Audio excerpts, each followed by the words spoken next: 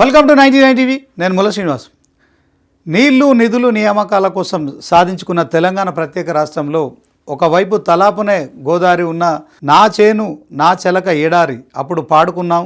So అప్పుడు భయంకరమైన కరువును కూడా మనం ఉమ్మడి ఆంధ్రప్రదేశ్లో కల్లారా చూసాం. అయితే దీంట్లో తెలంగాణ ప్రత్యేక రాష్ట్రం కోసం టీఆర్ఎస్ పార్టీ ఆవిర్భావం కావచ్చు, కేసీఆర్ సారథ్యంలో ఉద్యమం కావచ్చు, సో ఓవరాల్గా మొత్తానికి ప్రత్యేక తెలంగాణ రాష్ట్రం సాధించుకున్నాం. రాష్ట్రం సాధించుకున్న తర్వాత టీఆర్ఎస్ పార్టీ ఉద్యమ పార్టీని తెలంగాణ ప్రజలు రెండుసార్లు మరి ఆదరించారు. దాంట్లో 2014 ఎన్నికల్లో కావచ్చు, 2018 ఎన్నికల్లో కావచ్చు టీఆర్ఎస్ పార్టీని మరి తెలంగాణ ప్రజలు గెలిపించిన తర్వాత రెండుసార్లు కూడా అధికారంలోకి వచ్చిన సంగతి మనకు తెలిసిందే.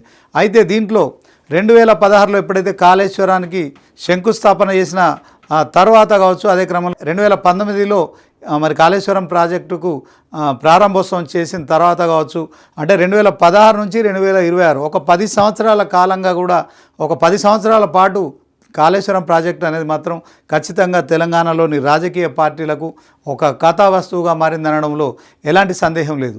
సో ఈ కాళేశ్వరం ప్రాజెక్టు వ్యయం చేసింది ఓవరాల్గా 94,000 కోట్ల రూపాయలు, అంటే సుమారు 1,00,000 కోట్ల రూపాయలతో ఒక బహుళార్థ సాధక ప్రాజెక్టును మేము నిర్మించామని బీఆర్ఎస్ చెప్తుంది. దాంట్లో మరి గోదావరి నదిపైనే మేడిగడ్డ దగ్గర ఒక బ్యారేజ్, అదే క్రమంలో మరి అన్నారం దగ్గర ఇంకో బ్యారేజ్, తర్వాత సుందిల్ల దగ్గర ఇంకో బ్యారేజ్, అంటే 3 ఆనకట్టలను నిర్మించేసి ఆనకట్టల ద్వారా నీటిని నిల్వ చేసి దానికి అనుసంధానంగా పంప్ హౌజులు నిర్మించి ఆ పంప్ హౌజుల ద్వారా ఎల్లంపల్లికి తరలించాలనే ఆలోచన అప్పుడున్న ప్రభుత్వం చెప్పిన సంగతి మనకు తెలిసిందే. అయితే 2019లో ప్రారంభించిన ప్రాజెక్టు 2022 వరకు కూడా మరి కొంత ఆ ప్రాజెక్టు ద్వారా ఎప్పటికప్పుడు మోటార్లు ఎత్తిపోయడం, మేడిగడ్డ నుంచి అన్నారం నుంచి సుందిల్ల నుంచి మరి ఖచ్చితంగా ఎల్లంపల్లి ప్రాజెక్టుకు పంపింగ్ ప్రక్రియ కొనసాగింది. సో దాంట్లో యాక్యురేట్గా ఎన్ని టీఎంసీలు ఎత్తిపోశారు, దాంట్లో మరి ఖచ్చితమైన సమాచారం బీఆర్ఎస్ చెప్తున్న దానికి కాంగ్రెస్ చెప్తున్న దానికి చాలా సత్యదూరంగా అనిపిస్తుంది. ఎందుకంటే బీఆర్ఎస్ ఏమో తెలంగాణను సస్యశ్యామలం చేశాము, 1 కోటి ఎకరాల మాగాణం చేశామని చెప్తుంది. అదే క్రమంలో కాంగ్రెస్ కావచ్చు, బీజేపీ కావచ్చు మరి 1 ఎకరా కూడా నీళ్ళు అందించలేదని చెప్తున్న నేపథ్యంలో సో అప్పుడు పంపులు నడిచాయి, దాంట్లో గోదావరి కూడా నిండుగా కనిపించింది. తెలంగాణలో గోదావరి నీటిని రివర్స్ పంపింగ్ ద్వారా ఎల్లంపల్లికి ఎత్తిపోసి ఆ తర్వాత మరి ఎల్లంపల్లి నుంచి మిడ్ మానేర్ నుంచి రంగనాయక సాగర్ కావచ్చు, అదే క్రమంలో మరి ఖచ్చితంగా మల్లన్న సాగర్ వరకు కూడా దీంట్లో మరి ఒక ఫేజ్ అంటే మిడ్ మానేర్ను దీంట్లో ఖచ్చితంగా ఈ యొక్క కాళేశ్వరం ప్రాజెక్టులో ఒక వాటర్ హబ్గా పరిగణించారు. అదే క్రమంలో మిడ్ మానేర్ నుంచి రంగనాయక సాగర్ నుంచి కొండపోచమ్మ సాగర్, ఆ తర్వాత మల్లన్న సాగర్ కూడా మరి నీటిని ఎత్తిపోసిన సంగతి మనకు తెలిసిందే. అయితే దీంట్లో మిడ్ మానేర్ నుంచి మరొక రూట్ కూడా ఉంది, ఎల్ఎండి డ్యామ్ కూడా నీటిని ఎత్తిపోసేవారు. ఈ ప్రక్రియ కొనసాగింది.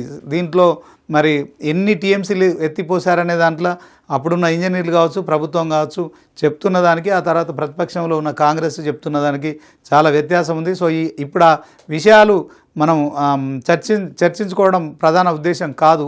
కానీ 10 సంవత్సరాల్లో ఎప్పుడైతే 2016లో మొదలుపెట్టిన ప్రాజెక్ట్ ఏదైతే ఉందో 2026 వరకు కూడా 10 సంవత్సరాల కాలం పాటు ఒకవైపు ఏమో బీఆర్ఎస్ పార్టీకి కాళేశ్వరం అనే ప్రాజెక్టు రెండోసారి అధికారంలోకి రావడానికి ఒక కారణంగా కూడా చెప్తున్నప్పటికీ, అయితే కాళేశ్వరంలో మరి కేసీఆర్ కుటుంబం చాలా వరకు అవినీతి చేసింది, చాలా వరకు మరి కాళేశ్వరం ప్రాజెక్టు ఏటీఎంగా మారింది. కాంగ్రెస్, బీజేపీ 2 పార్టీలు కూడా ఆరోపించిన సంగతి మనకు తెలిసింది. అయితే సీఎం కేసీఆర్ అప్పుడున్న బీఆర్ఎస్ పార్టీ అధినేత, టీఆర్ఎస్ పార్టీ అధినేత మరి టీఆర్ఎస్ పార్టీని స్థాపించి నీళ్లు నిధులు నియామకాలు అనే ఒక ట్యాగ్ లైన్తో టీఆర్ఎస్ పార్టీ ఉద్యమ పార్టీతో 14 సంవత్సరాలు మరి పోరాటం చేసి మరి దాంట్లో ఖచ్చితంగా తెలంగాణ రాష్ట్ర సాధన కోసం 11 రోజులు ఆమరణ నిరాహార దీక్ష చేసి తెలంగాణ ప్రత్యేక రాష్ట్రాన్ని సాధించడంలో కీలక భూమిక పోషించారు. అందుకనే తెలంగాణ ప్రజలు 2014లో తెలంగాణ రాష్ట్రం ఆవిర్భవించిన తర్వాత టీఆర్ఎస్ పార్టీని అందలమెక్కించారు. ప్రభుత్వంలో టీఆర్ఎస్ పార్టీ మరి అధికారంలోకి వచ్చింది, కేసీఆర్ ఉద్యమ నాయకుడు ముఖ్యమంత్రి అయ్యారు. సో ఇదంతా మనకు తెలిసిన అంశం. మొదటిసారి 5 సంవత్సరాలు పరిపాలించక ముందే, ఒక 8 నెలల ముందే ఆయన ముందస్తు ఎన్నికలకు పోయారు. సో కేసీఆర్ మరి 14 సంవత్సరాలు ఉద్యమ నాయకుడిగా తెలంగాణ ప్రజలంతా కూడా ఆయన వెన్నంటే ఉన్నారు. ఆ తర్వాత మరి మొదటిసారి ముఖ్యమంత్రి అయిన తర్వాత ఒక 8 నెలల ముందుగానే ప్రభుత్వాన్ని రద్దు చేసి, క్యాబినెట్ను రద్దు చేసి ఎన్నికలకు వెళ్ళిన తర్వాత మొదటిసారి 64 సీట్లలో గెలిపించిన ప్రజలు తర్వాత రెండోసారి 2018లో జరిగిన ఎన్నికల్లో మాత్రం 88 సీట్లలో, అంటే అసెంబ్లీ సీట్లలో ఎమ్మెల్యేలుగా బీఆర్ఎస్ అభ్యర్థులను గెలిపించారు. సో మొత్తానికి కాళేశ్వరం ప్రాజెక్టు 2019లో పూర్తి చేసి అత్యంత ఆడంబరంగా దాన్ని ప్రారంభం చేసిన సంగతి కూడా మనకు తెలిసిందే. అయితే ఇదే కాళేశ్వరం ప్రాజెక్టు మరి 1,00,000 కోట్లు వ్యయం చేసి సుమారు తెలంగాణ ప్రజల సంబంధించి మరి ఏదైతే ఆ మూలధనం ఉందో దాన్ని అంతా కూడా అప్పుల ద్వారా తీసుకొచ్చి ఈ ప్రాజెక్టు నిర్మించారు, హుటాహుటిన చేశారు. దీంట్లో బాగా అవినీతి జరిగిందని మరి కాంగ్రెస్, బీజేపీ రెండు ఆరోపిస్తున్న నేపథ్యంలో నిన్న మరొకసారి, అంటే ఈ మధ్య కాలంలో మరి ఒకవైపు ఎల్నినో ప్రభావంతో తెలంగాణ రాష్ట్ర వ్యాప్తంగా కరువు కోరల్లో చిక్కుకొని తెలంగాణ రైతాంగం కావచ్చు, అదే క్రమంలో సాగునీటి కోసం వాళ్ళు ఇబ్బందులు పడుతున్నారు. అదే క్రమంలో తాగునీటికి కూడా కటకట ఏర్పడే పరిస్థితి దాపురించింది. సో దీంట్లో కాంగ్రెస్ వాదన ఏంటి, బీజేపీ వాదన ఏంటి, బీఆర్ఎస్ వాదన ఏంటి? సో నిన్న మనం చూస్తున్నాము గత కొంతకాలంగా అవినీతి జరిగింది అని బీజేపీ, కాంగ్రెస్లు ఆరోపిస్తున్న నేపథ్యంలో కాళేశ్వరం తప్ప మరి తెలంగాణకు వేరే ఏ ప్రాజెక్టు కూడా మరి మన తాగునీటి అవసరాలు తీర్చలేదు కనుక ఇప్పుడు వర్షాకాలము ఎగువన కురుస్తున్న వర్షాలతో గోదావరి నదిలో వరద లక్షల క్యూసెక్ల రూపంలో వెళ్ళిపోతుంది. సో దీంట్లో గోదావరి నదిపై నిర్మించిన డ్యాములు నింపాలి, లేకుంటే ఆ డ్యాముల ద్వారా అనుసంధానంగా ఉన్న పంపాజుల ద్వారా వరద నీటిని ఎత్తిపోయాలని బీఆర్ఎస్ డిమాండ్ చేస్తోంది. ఈ డిమాండ్కు సంబంధించి ఎట్టి పరిస్థితుల్లో మేము కాళేశ్వరం ప్రాజెక్టు వినియోగించాం. ఎందుకంటే దీంట్లో మరి మేడిగడ్డ పై నిర్మించిన బ్యారేజీలో 3 పిల్లర్లు కుంగిపోవడం, ఒక పిల్లర్కు పగుళ్ళు రావడం, ఎన్డీఎస్ఏ ఈ పిల్లర్ నింపితే ప్రమాదం అని చెప్పి కాంగ్రెస్ వాదిస్తోంది. సో ఈ వాదనలు ఎలా ఉన్నా ఒకవైపు కరువు, మరొక వైపు సాగునీటి కూడా ఇబ్బందులు తలెత్తే పరిస్థితి ఉంది. ఎందుకంటే వర్షాకాలం ప్రారంభమైనప్పటికీ ఆశించిన స్థాయిలో వర్షపాతం నమోదు కావట్లేదు. సో చాలా జిల్లాల్లో ఇంకా రైతులు విత్తనాలు వేసి మొలకెత్తకుండా మరి ఏదైతే దైన్యమైన పరిస్థితి కనిపిస్తోంది. అదే క్రమంలో మరి భూములన్నీ కూడా బీడులుగా మారుతున్న పరిస్థితి. సో ఇప్పుడు వర్షాలు పడితే ఖచ్చితంగా ఆ భూమిలో విత్తనాలు ఏవైతే ఉంటాయో అవన్నీ మొలకెత్తే అవకాశం ఉంది. కానీ చాలా జిల్లాల్లో వర్షపాతం నమోదు కావట్లేదు, వర్షాలు కురవట్లేదు.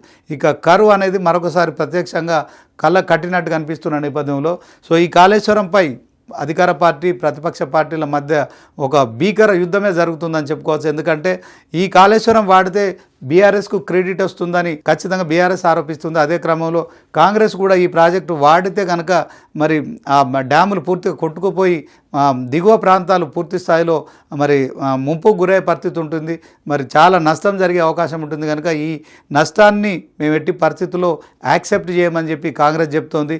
ఈ నేపథ్యంలో మరి కాళేశ్వరం ప్రాజెక్టుపై ఇప్పటికే విజిలెన్స్ ఎంక్వైరీ పూర్తయిపోయింది, ఎన్డీఎస్ఏ రిపోర్ట్ ఇచ్చింది. సో దాంట్లో మరి కాళేశ్వరంను రిపేర్ చేయాలని కూడా చెప్పినట్టు తెలుస్తుంది. దాంట్లో కాళేశ్వరం ప్రాజెక్టు వినియోగంలోకి తీసుకురావడానికి మాత్రం కాంగ్రెస్ ప్రభుత్వం సిద్ధంగా లేనట్టు మరి బీఆర్ఎస్ ఆరోపణలు చేస్తుంది. ఈ నేపథ్యంలోనే క్రెడిట్ మా కోసం కాదు, మమ్మల్ని ఏమైనా అందులో తప్పులు చేస్తే మీరు ఎలాంటి శిక్షలు విధించినా మేము సిద్ధంగా ఉన్నాం.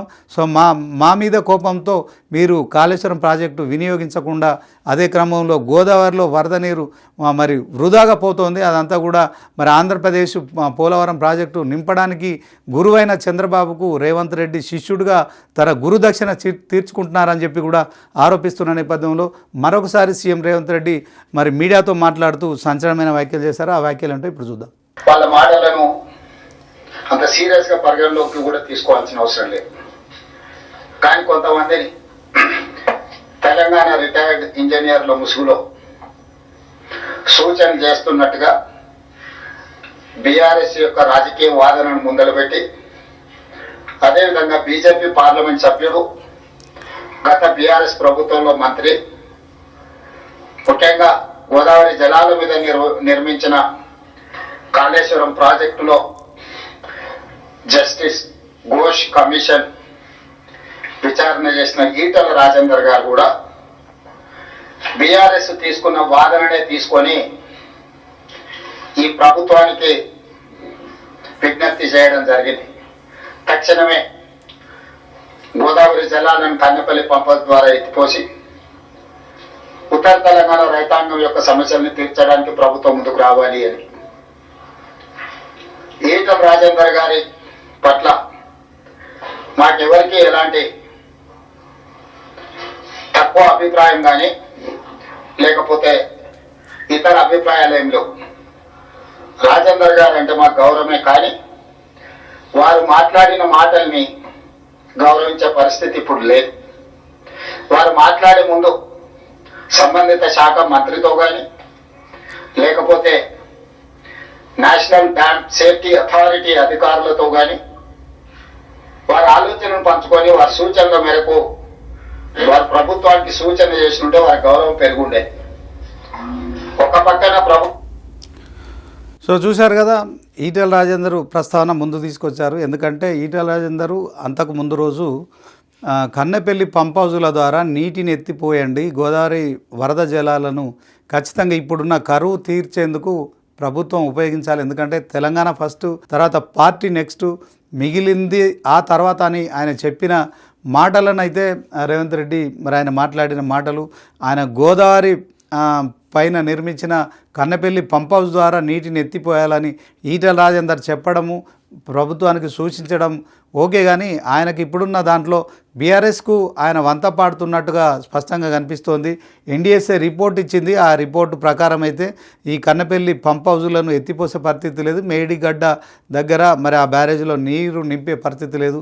ఈ అంశాలు తెలియకుండా ఈటెల రాజేందర్ ఆయన పూర్తి స్థాయిలో ఆయనకున్న గౌరవాన్ని ఆయన తగ్గించుకున్నారని రేవంత్ రెడ్డి ఈటెల రాజేందర్ను మొదట టార్గెట్ చేశారు. ఆ తర్వాత మనం చూసినట్టయితే ఇక ఈటెల రాజేందర్తో పాటు మరి బీఆర్ఎస్ గతంలో ఎన్డీఎస్ఏ చైర్మన్ కానీ ఎవరితో ప్రస్తావించకుండా కేవలం హరీష్ గారి సూచనల మేరకు, హరీష్ గారి విజ్ఞప్తి మేరకు ఈటెల రాజేందర్ గారు మాట్లాడడం ద్వారా బీఆర్ఎస్ మాజీ మంత్రి, అప్పుడు దాంట్లో ఇరిగేషన్ మినిస్టర్గా ఉన్న హరీష్ రావు ఆయన మాటల్ని ఈటెల రాజేందర్ ఆయన మరొకసారి చెప్పడం కావచ్చు, ఆయన సూచనల మేరకు మాట్లాడడం అని చెప్పారు. అదే క్రమంలో మనం చూసాము, వాస్తవానికి ఒకవైపు కరువు మరి మరొకసారి తెలంగాణను ఎడారిగా మారుస్తున్న నేపథ్యంలో ఎల్నినో ప్రభావం ఒకవైపు, కరువు పరిస్థితులు మరొక వైపు, తెలంగాణ రైతులైతే అల్లాడిపోతున్నారు. ఇక తాగునీటికి కూడా కటకట ఏర్పడే పరిస్థితి ఉంది. అయినప్పటికీ కూడా కాంగ్రెస్ బీఆర్ఎస్ల మధ్య ఉన్న ఏదైతే ఈ కాళేశ్వరం ప్రాజెక్టు ఇష్యూ ఉందో అది కొంత ఇప్పుడు తెలంగాణ ప్రజల్లో ఒక ఆందోళన కనిపిస్తోంది. ఇక రేవంత్ రెడ్డి మళ్ళొకసారి ఏం మాట్లాడారో పూర్తిగా చూద్దాం. తన గౌరవాన్ని, మర్యాదను రాజేందర్ గారు పోగొట్టుకోవడం జరిగింది. ఏది ఏమైనా ఒక పక్కన కొంతమంది రిటైర్డ్ ఇంజనీర్లు తెలంగాణ వాదుల ముసుగులో బీజేపీ, బీఆర్ఎస్ ఈ ప్రభుత్వాన్ని తప్పు చేస్తున్నట్టుగా ప్రజల ముందు నిలబెట్టడానికి చేస్తున్న ప్రయత్నం నేపథ్యంలో ఈ పత్రికా సమావేశాన్ని ఏర్పాటు. సో నాట్ ఓన్లీ ఈటెల రాజేందరే కాదు, బీఆర్ఎస్, బీజేపీ రెండు కూడా కలిసి కాంగ్రెస్ ప్రభుత్వాన్ని ప్రజల్లో తప్పుదోవ పట్టించే కార్యక్రమం. దీంట్లో రిటైర్డ్ ఇంజనీర్లు కూడా వాళ్ళతో కుమ్మక్కయ్యారని చెప్పి మరి చెప్తున్న పరిస్థితి కూడా మనం చూస్తున్నాం. పూర్తి వివరాలను ప్రజలకు మేము వివరించదలుచుకున్నాం. తద్వారా పాత్రికేయ మిత్రులకు కూడా వాస్తవాలను వివరిస్తే చర్చ సందర్భంగా ఎప్పుడైనా మీరు కూడా ప్రజలకు వివరించడానికి అవకాశం ఉంటుంది. కాబట్టి ఈరోజు ఈ అత్యవసర పత్రికా సమావేశాన్ని మేము ఏర్పాటు చేయడం జరిగింది. సరే, ప్రాణహిత చేవెళ్ల ప్రాజెక్టు ఊరు, పేరు, అంచనాలను మార్చడం, వీటి గురించి చాలా సందర్భాలలో చెప్పిన, ఇప్పుడు అంత లోతుగా నేను వెళ్ళదలుచుకోలేదు. ఒక కట్ ఆఫ్ డేట్ తీసుకుందాం. జూన్ 21, 2019 నాడు ఆనాటి ముఖ్యమంత్రి చంద్రశేఖరరావు గారు కాళేశ్వరం ప్రాజెక్టును ప్రారంభించుకున్నారు. ఈ కథా కథనాన్ని జూన్ 21, 2019 ఆ తర్వాత జరిగిన పరిణామాలకే పరిమితమై ఈ రోజు నేను మాట్లాడాలని నిర్ణయం తీసుకున్నా. ఆనాడు మేడిగడ్డ, అన్నారం, సుందిల్ల, కన్నెపల్లి దగ్గర లక్ష్మి, సరస్వతి, పార్వతి పంప్ హౌస్ వీటి ప్రారంభోత్సవం చేసిన తర్వాత 18/5/2020 నాడు మేడిగడ్డ బ్యారేజ్ నిర్మాణంలో లోపాలు ఉన్నాయి, తక్షణమే ఈ లోపాలను సరిదిద్దండి, దీనివల్ల బ్యారేజ్కే ప్రమాదం ఉన్నది అని ఎగ్జిక్యూటివ్ ఇంజనీర్ బివి రమణారెడ్డి గారు ఆనాడు ప్రభుత్వం ఉన్నప్పుడే లేఖ రాయడం జరిగింది. స్పష్టంగా B V Ramana Reddy executive engineer Kaleshwaram project, the project manager L N T and P A S joint venture Medigadda barrage మీద 18/5/2020 నాడు స్పష్టంగా in view of the forthcoming monsoons, the agency, Messrs. L&T and PAS joint venture is requested to attend to the damages occurred to the CC blocks, wearing cord, etc.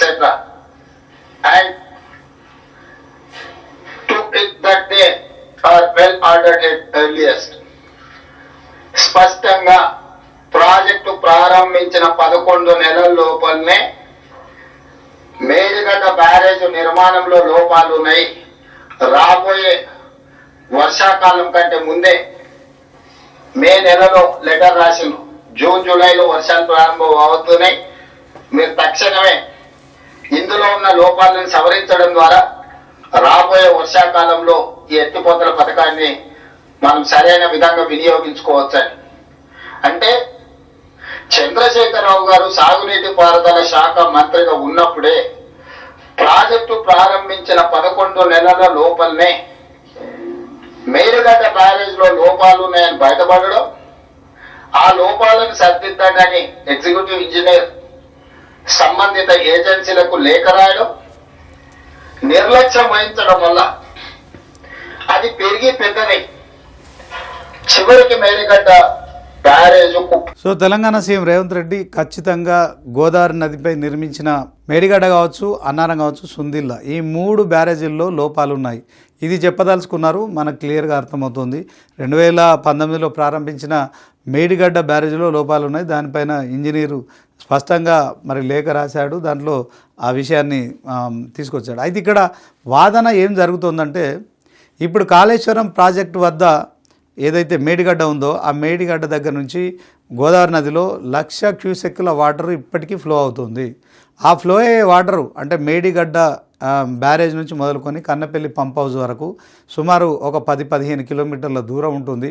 So దాంట్లో ఆ కన్నపల్లి పంపులను కనుక ఇప్పుడు on చేస్తే ఏదైతే కేసీఆర్ ఒక లక్ష్యంతో అంటే ప్రతిరోజు 2 టీఎంసీల నీటిని ఎత్తిపోయచ్చు, ఆ ఎత్తిపోసిన నీటితోని మరొక 100 రోజులు కనుక అంటే ఇప్పటికీ ఆ వరద ఈ వర్షాకాలం అంతా పైన ఎగువన కురుస్తున్న వర్షాల కారణంగా మరి గోదావరి నదిలో విస్తారంగా వరద వస్తుంది కనుక ఆ వరదను ఎత్తిపోయాలని డిమాండ్ చేస్తుంది.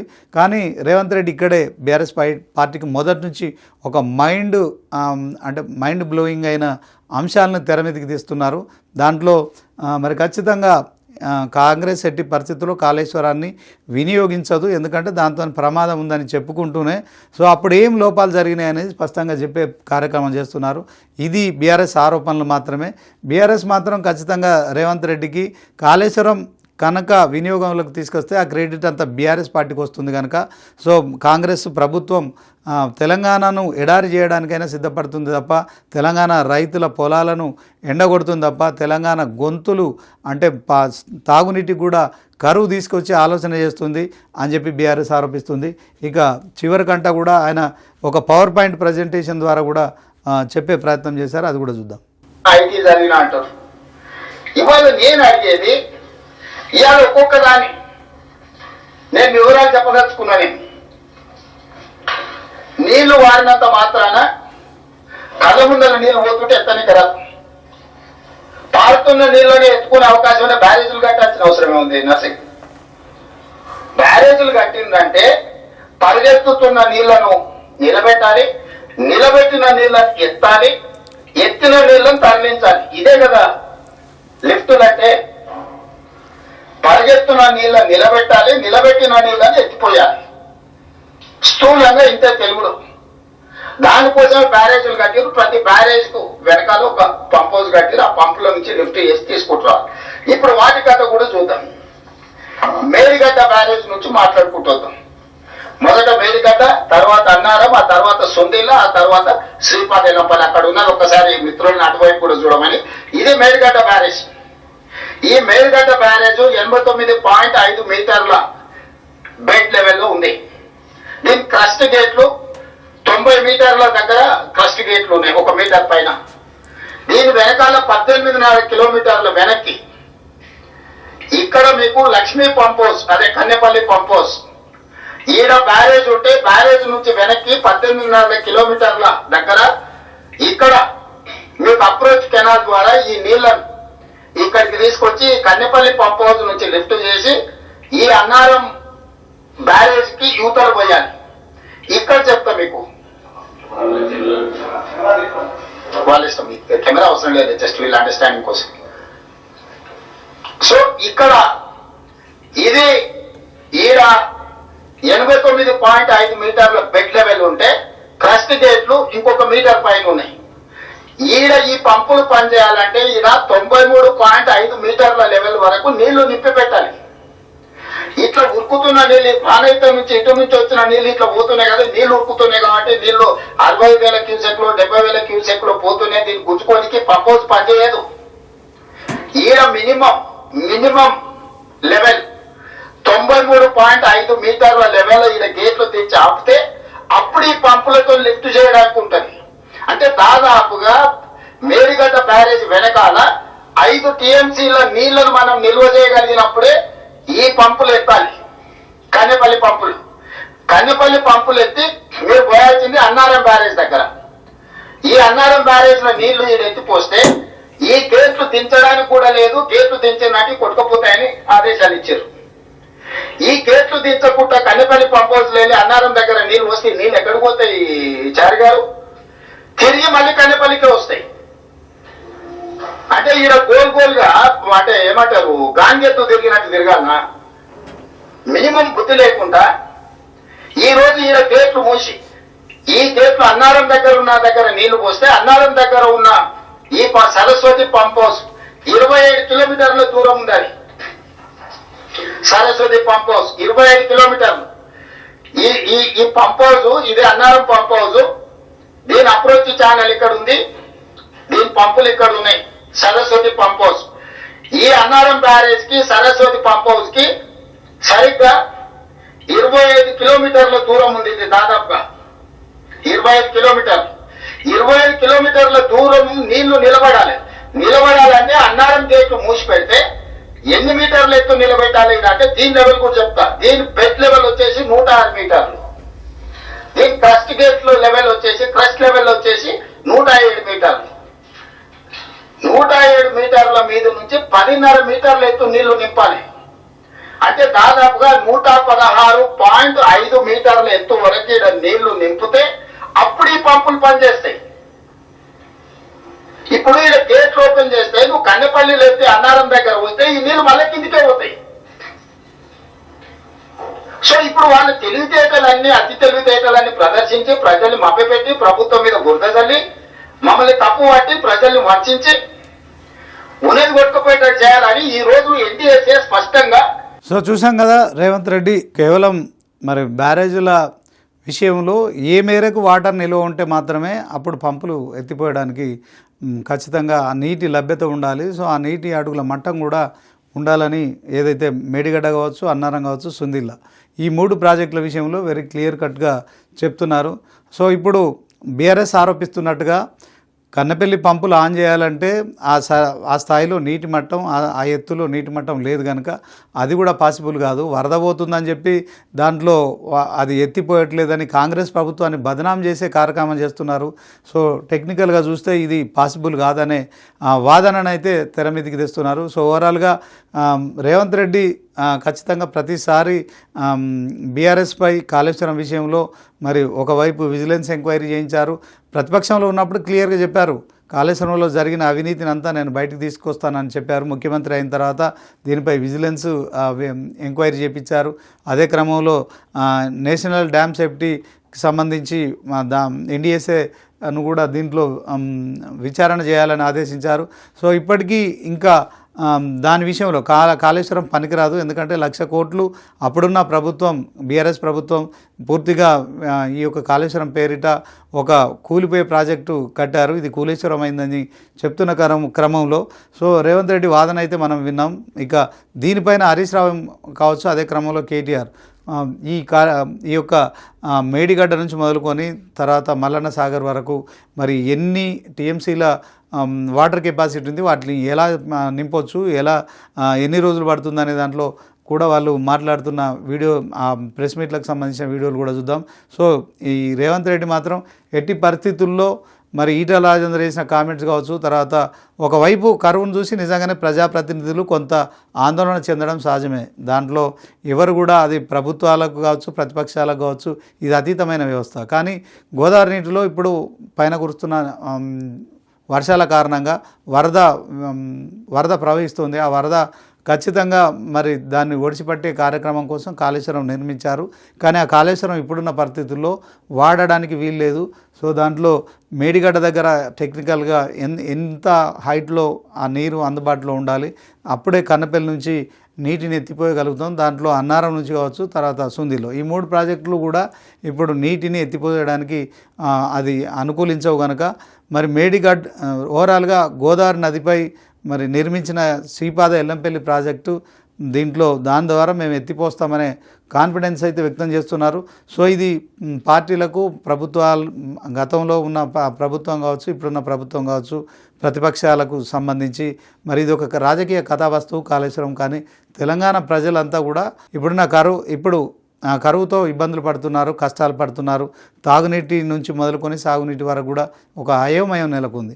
అయితే తెలంగాణ సీఎం రేవంత్ రెడ్డి ఇప్పుడు వర్షాకాలం వర్షాలు విరివిగా కురిస్తే ఎలాంటి సమస్య లేదు, ప్రజలు కానీ రైతులు కానీ ప్రభుత్వం విషయంలో కావచ్చు తర్వాత ప్రతిపక్షాల విషయంలో ఎవరి మాట వినరు. ఎందుకంటే వాళ్ళకు కావాల్సింది నీళ్లు, తాగడానికైనా సాగుకైనా ఖచ్చితంగా మరి పంటలు పండించుకోవడానికి నీళ్లు కావాలి. కానీ ఆ నీళ్లు పూర్తి స్థాయిలో ఉన్న రిజర్వాయర్లు అన్నీ కూడా సిల్ట్ స్టేజ్కి చేరుకోవడం కావచ్చు, తాగునీటికే కటకట ఎదుర్కొనే పరిస్థితి కనిపిస్తుంది. కనుక కాంగ్రెస్ ప్రభుత్వం అధికారంలోకి వచ్చిన తర్వాత ఓకే బీఆర్ఎస్ అందులో 1,00,000 కోట్లు మరి ఈ ప్రాజెక్టు కోసం వెచ్చించినప్పటికీ అందులో అవినీతి జరిగితే దాని మీద చర్చ చేయాలి. ఇప్పటికీ మరి 30 నెలలు దాటిపోయింది. సో ఆ చర్చ కొనసాగుతోంది. ఎన్డీఎస్ఏ రిపోర్ట్ కూడా ఇచ్చింది. అయితే మరొకసారి కూడా సిబిఐ ఎంక్వైరీ చేయాలని రేవంత్ రెడ్డి అసెంబ్లీలో తీర్మానం చేసి కేంద్రానికి పంపించారు. కానీ బీజేపీ ఇందులో ఇప్పుడు వాదన ఏంటంటే సిబిఐకి సంబంధించి ఇచ్చిన దాంట్లో కేవలం గోదావరి నదిపై నిర్మించిన 3 బ్యారేజీల వరకే సిబిఐ ఎంక్వైరీ చేయాలని ఇచ్చారు. సో కాళేశ్వరం ప్రాజెక్టు మొత్తం మాకు అప్పచెప్తే మేము దీని మీద విచారణ చేస్తాం సమగ్రంగా అని చెప్పి ఆరోపిస్తున్న నేపథ్యంలో మరి 1,00,000 కోట్లు వ్యయం చేసిన కాళేశ్వరం ప్రాజెక్టు విషయంలో కొనసాగుతున్న రాజకీయ పార్టీల మధ్య ప్రతి విమర్శలు అయితే తారస్థాయికి చేరుకుంటున్నాయి. దీంట్లో కాంగ్రెస్ బీఆర్ఎస్ను దోషిగా చూపించాలని ప్రయత్నం చేస్తుందని బీఆర్ఎస్ ఆరోపిస్తుంది. దాంట్లో బీఆర్ఎస్ ప్రభుత్వంలో మరి అవినీతి బాగా జరిగిన ప్రాజెక్ట్ ఏదైనా ఉందంటే కాళేశ్వరం. ఆ కాళేశ్వరం పనికిరాన్ని కాళేశ్వరాన్ని కట్టి దాన్ని కూలేశ్వరం చేశారు, 1,00,000 కోట్లు గోదావరిలో పోశారని చెప్పి కాంగ్రెస్ ఆరోపిస్తున్న నేపథ్యంలో ప్రజలైతే ఒక అయోమయమైన పరిస్థితిలో ఉంది. సో కాంగ్రెస్ ప్రభుత్వం అధికారంలో ఉంది. ఇక 2.5 ఏళ్ల పాలన పూర్తయిపోయింది. ఆల్మోస్ట్ ఇంకో 2 సంవత్సరాలు అంటే ఆ లాస్ట్ ఇయర్ ఎన్నికలకు తీసేస్తే ఇంకొక సంవత్సరంన్నర సమయం మాత్రమే ఉంది. ఒకవైపు మరి తుమ్మిడియాటి దగ్గర ప్రాజెక్టు కట్టి తీరుతామని చెప్తున్నారు. కానీ దాంట్లో ఒక అడుగు కూడా ముందుకు అడనట్టు స్పష్టమవుతుంది. ఎందుకంటే మహారాష్ట్ర ప్రభుత్వం కావచ్చు మహారాష్ట్ర సీఎం కావచ్చు ఈ యొక్క తుమ్మిడియాటి దగ్గర ప్రాజెక్టుకు మరి అనుమతిస్తారా లేకుంటే అడ్డుకుంటారా అనే దాని పట్ల కూడా ఇంకా క్లారిటీ రాలేదు. కానీ ఇప్పుడున్న కాళేశ్వరం ఏదైతే ఉందో తెలంగాణ ప్రజల సొమ్ము కనుక ప్రభుత్వాలకు అతీతంగా పార్టీలకు అతీతంగా నాయకులైతే మరి పార్టీలు పదవులు శాశ్వతం కాదు కనుక నిజంగా ప్రజలకు కరువు ఎదుర్కొంటున్న పరిస్థితుల్లో వీటన్నిటికీ అతీతంగా కూడా మరి నిజంగానే కొంత ప్రయోజనం చేకూర్చే ఆలోచన చేయాలి. అది బీఆర్ఎస్ వాదన లేకుంటే కాంగ్రెస్ వాదన అని నేను చెప్పదలుచుకోలేదు.